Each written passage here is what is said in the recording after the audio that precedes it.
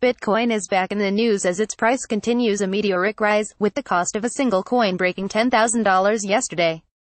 Today, it was reported by several major publications that Nasdaq, the second largest stock exchange in the world, plans to launch futures contracts for Bitcoin next year.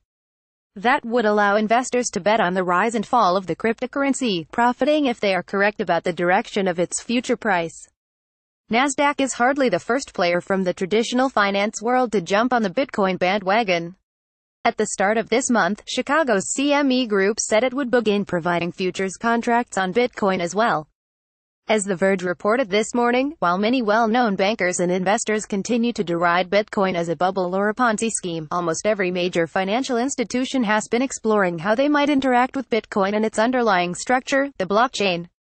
The introduction of various financial products around Bitcoin will amplify the amount of risk investors can take. Cantor Fitzgerald, a large broker which owns an exchange, announced today that it plans to launch Bitcoin derivatives in the first half of 2018. Futures and derivatives allow investors to place bets on Bitcoin without owning any of the actual currency, amplifying the amount of financial leverage on the underlying asset. It was an explosion of derivatives pegged to real estate assets like mortgages that underpinned the financial collapse of 2008. Bitcoin's rise in price since the start of 2016.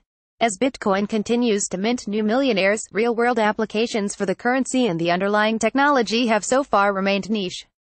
There are countless startups attempting to use Bitcoin, blockchains, and other cryptocurrencies.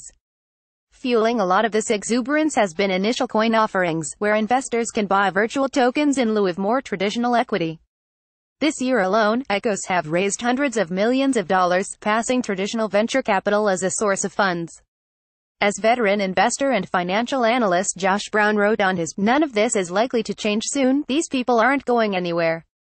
Crypto is here to stay. It doesn't matter if most of the ICOs see their token prices crash by 90%, which is what I think will happen." Walking the halls and having people come up to me to explain their projects, I came to the realization that price crashes alone will not drive these people out.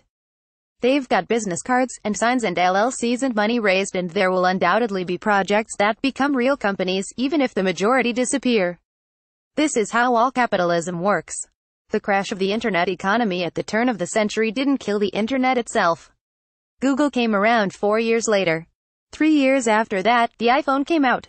Then Facebook and Twitter. These are all post-crash. So if you're sick of hearing about crypto, the bad news is that it's going to be a part of the world for the foreseeable future. Predicting exactly when the Bitcoin bubble will burst, as it has many times before, is impossible. But pretty soon, the world's most venerable exchanges will let you start placing bets.